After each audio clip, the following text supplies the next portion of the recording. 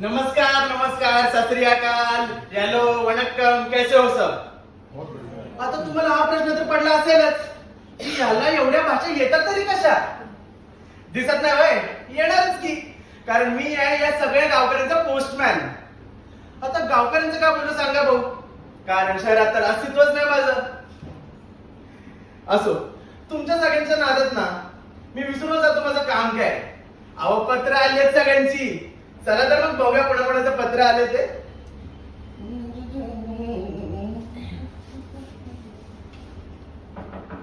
भाभी जी, ओ भाभी जी, कब आया आपका? हाय भैया, हमारे उनका खत आया है का?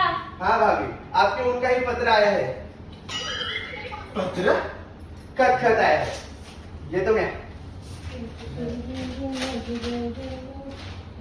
हाँ, इधर अंग्रेजी में लिखा है. भैया जी, हाँ क्या हमको पढ़ के सुना दीजिए ना. वो कहा है ना अंग्रेजी में लिखा है, हमको नहीं आता है. हाँ हाँ, ठीक है ठीक है. OHUMRI, ओ हमरी. अरे भाभी जी, ये तो आप ही के भाषा में लिखा है. वो क्या है ना, भैया वो शहर में रहते हैं ना, तो व्हाट्सएप का भाषा बोलता है. क्या? व्हाट्सअप? ये हमको नहीं समझ रहे, पढ़ दीजिए ना. हाँ हाँ पढ़ता.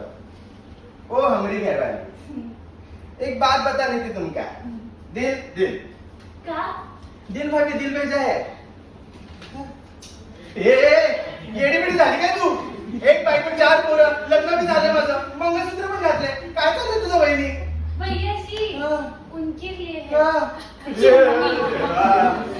कुछ नहीं बोलने का, इधर रहने का सीधा. बराबर, अब मैं पढ़ रहा हूँ. ओ हमारे घर वाले, एक बात बतानी थी तुमका. कि आज से हमारा इंतजार मत करना, हाँ? क्योंकि हमका शहर में नई घर वाली मिल गई है और हम उसी के साथ संसार बिठाएंगे. हमरा बहुत प्यार तुमका, आज से हमें भूल जाना घर वाले. See you, take care, bye bye.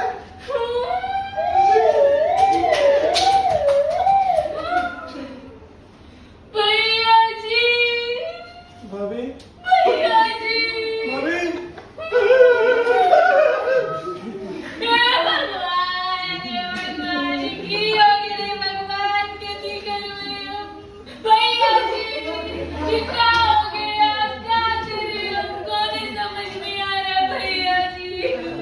आता आता काय करू शकतो भाभी? ये शहर में ये सारी चीजें होती रहती है. संभालो. काय करें हमारे खुद को भैया जी. आता वाचो हा भाभी. मैं बैठा नहीं है बाबा. भाभी भी वैसी और वो भी वैसा. घोर कलियुगच म्हणायचं बाबा. असो, पुढचा पत्र बघूया.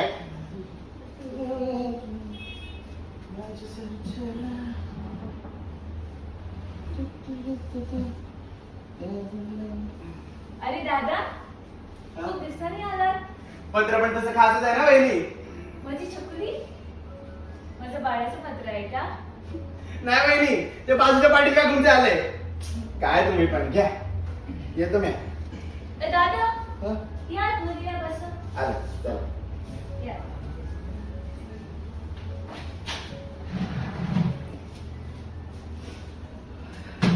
या दादा, बसा. मी पाणी घेऊन येते. घर महिनी हालत झाली आहे बघा. ठीक आहे. हा.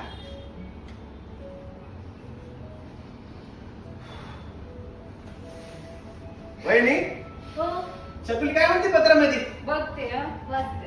हा.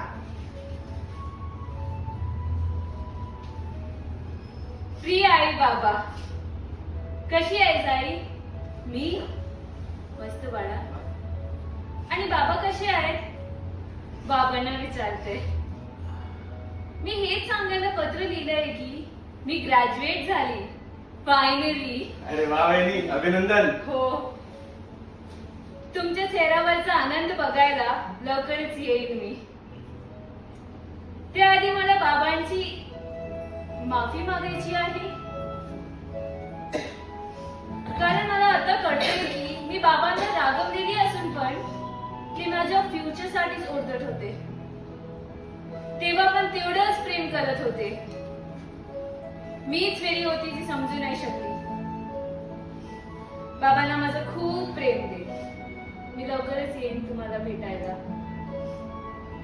तुमची लाडकी शकू.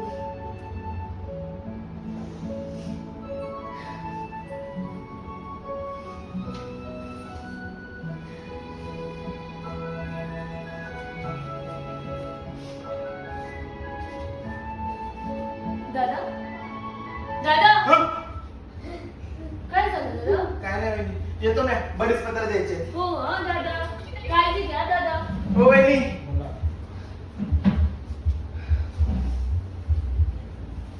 कसं नातं असतं ना एका बापाचं आणि लेकीचं, सगळ्यांना मिळतं असं नाही. आणि कधी कधी मुलं विसरूनच जातात की आई बाबा आपल्या मुलांवर किती प्रेम करतात. म्हणा सगळ्यांना ते मिळत नाही. असं पुढचं पत्र बघूया.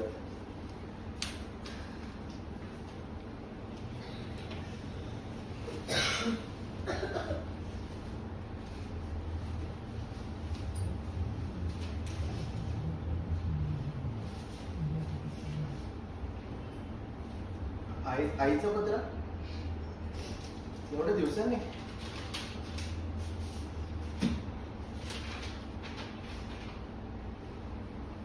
प्रिय राजू, कसा आहेस रे? जेवतोस ना वेळेवर? मीही मस्त. आणि बाबाही ठीक आहे. ते ठीक असणारच ना, त्यांना तसे काही फरक पडत नाही मी असल्याने आणि नसल्याने. तुझं काम तर ठीक चाललंय ना? सगळं नीटच असेल अशी प्रार्थना करते देवाजवळ. आजपर्यंत बाबा आणि तुझ्यातले गैरसमज मिटावे म्हणून मी खूप प्रयत्न केले. तुझ्या बाबांनी नेहमी तुझ्या भल्याचाच विचार केलाय की आजही तुला खोटच वाटत असेल. खोट्या जर खोट्याच वाटणार ते कधी खरं होऊच शकत नाही. म्हणूनच बाबांनी तुझ्याच भाषेत तुला समजेल या उद्देशाने एक पत्र लिहिलंय. पत्र आठवणीने वाच बाळा, कारण आजही त्यांना माझ्याशी स्वतःहून येऊन बोलावंसं वाटलं नाही. आजही त्यांनी या पत्रामधून माझ्याशी बोलायचंय. एकदा आपल्या पोराशी समोरून बोलावं हे कधी त्यांना आजपर्यंत वाटलंच नाही.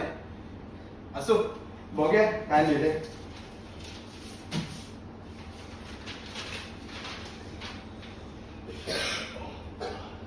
माझ्या बाळा, हो आजही तू माझ्यासाठी लहान बाळच आहेस.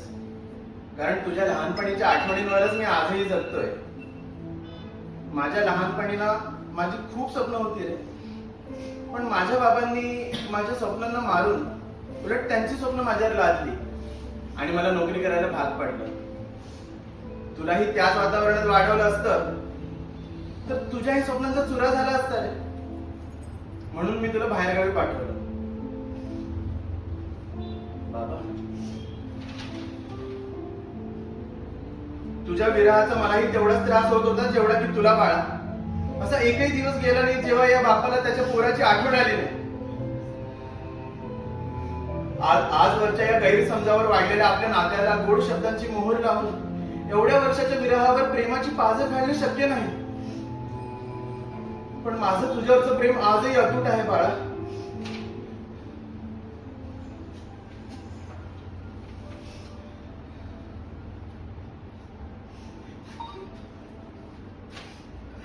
बाबा मी चुकलो. मला का नाही ओळखता आलं तुम्हाला बाबा? गैरसमजाचं कुंपण मी असं भोवती माझ्या घालून घेतलं होतं की मी तुम्हाला ओळखूच नाही शकलो. पण आता नाही. आता मी तुम्हाला भेटायला येणार बाबा. मला तुम्हाला भेटायचंय, मला तुमच्याशी बोलायचंय. अजून राहिले नाही बाबांनी. आणि म्हणूनच मी माझ्या शेवटच्या क्षणातच हे पत्र तुझ्यापर्यंत पोहोचवावं अशी माझी इच्छा होती. माझा लाडका पोस्टमन.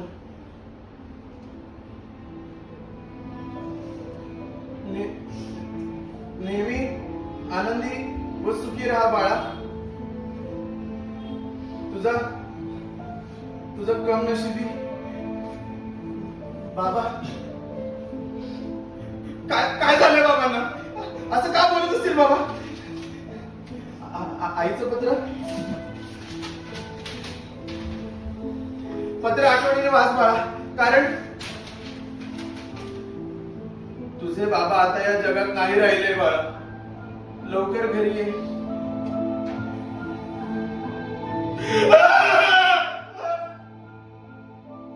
बाबा बाबा लय वेळ झाला बाबा, लय वेळ झाला. मला मला का नाही कळलं, का नाही कळलं, का नाही कळलं.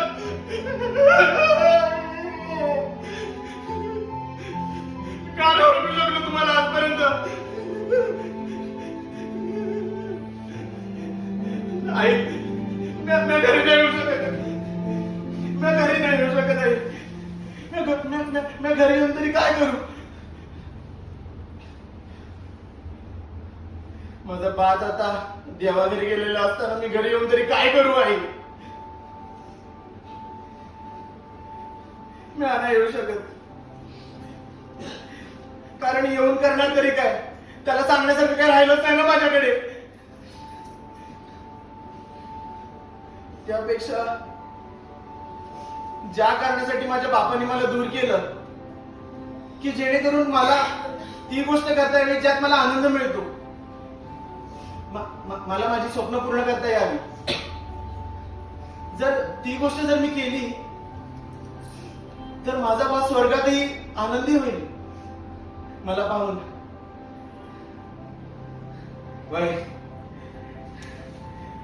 ठरलं तर मग मी नाही जाणार.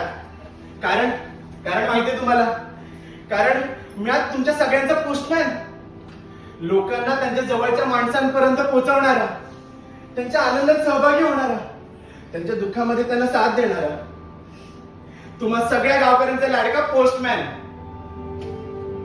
मी नाही जायचो आता. अरे देवा, बघितलं तुमच्याशी बोलण्याच्या नंतर परत एकदा मी विसरूनच गेलो.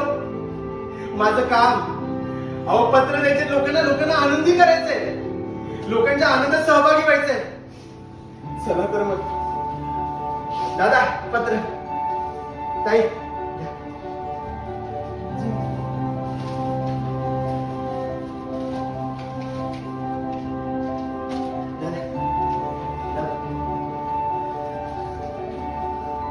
चला येतो मी, भेटू पुन्हा.